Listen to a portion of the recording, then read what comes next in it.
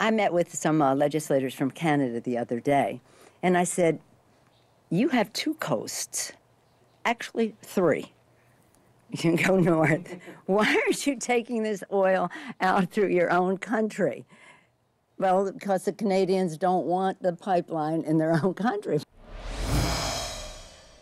And NDP leader Tom Mulcair joins us now from London, Ontario. Mr. Mulcair, Ms. Pelosi seems to think that you told her the Keystone pipeline needs to go through America because we don't want it here. Did you say that?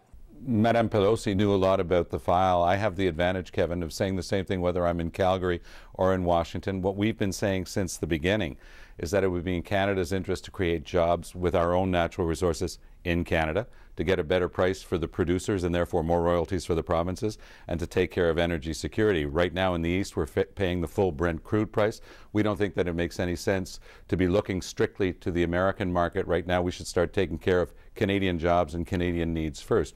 I had no advice to give to Madame Pelosi. She knew the file well. Everything that I said in public is exactly what I repeated in that private meeting. But did you tell her it's only going through the U.S. because we don't want it?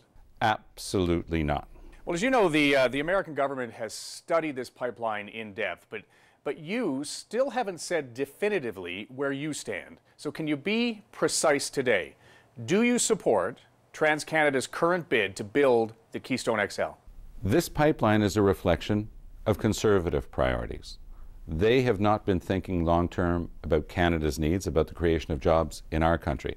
When the NDP forms a government in 2015, it's important for Canadians to know, and that's why it was important also for us to visit Washington and make sure that Americans understand that an NDP government would take care of Canada's own energy needs first, would seek always, in all cases of natural resources, to add value to our resources and add those jobs in Canada, and that's not what the Conservatives have been about. But if, as you say, you aspire to be Prime Minister, don't Canadians need to hear from you if you think the Keystone XL is in Canada's national interest? This is definitively a project that the Conservatives have been pushing for. It's definitively the reflection of a Conservative government that doesn't put Canada first. I was flattered to see Mr. Harper dispatch several of his ministers to the U.S. to talk about my travel plans. I thought that was kind of interesting. I've also noticed that Mr. Harper isn't discussing the substance of this debate because he knows that he has no defense. Okay, I do want to discuss some of those topics, but I want to go back to the U.S. visit because when you were there, you said you agreed with a New York Times editorial opposing Keystone. So I'm going to assume you oppose it unless you tell me otherwise. Well, what you should assume is that the NDP will take care of Canada's energy needs for the future. We'll create jobs in Canada. We'll get a better price for our producers. We're going to start understanding that the government has a role to play in taking care of Canada's needs instead of exporting jobs and exporting raw bitumen at the lowest price. All right, well, let's move on then. You mentioned